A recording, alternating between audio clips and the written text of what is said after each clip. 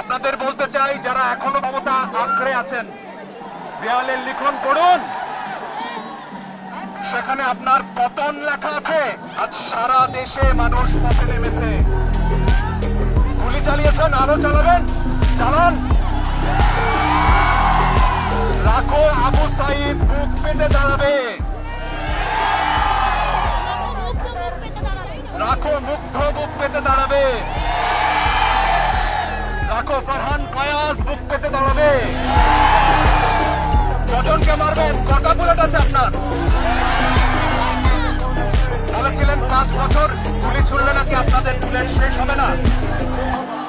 সাহস থাকে তো ছুড়ুন। আমার দেশের যারা নিরাপত্তা রক্ষীরা রয়েছেন, পুলিশ ভাইরা, বিজিবির ভাইরা, সেনাবাহিনীর ভাইরা, আপনাদের সন্তানও এই গুলির মুখে পড়েছে। আপনাদের বেতন আমাদের টাকায় হয়, ভুলে যাবেন না। 52-তে জেগেছি, 69-এ জেগেছি, 71-এ জেগেছি, 90-এ জেগেছি। 2024-এ নতুন বাংলাদেশ গড়বো আমরা।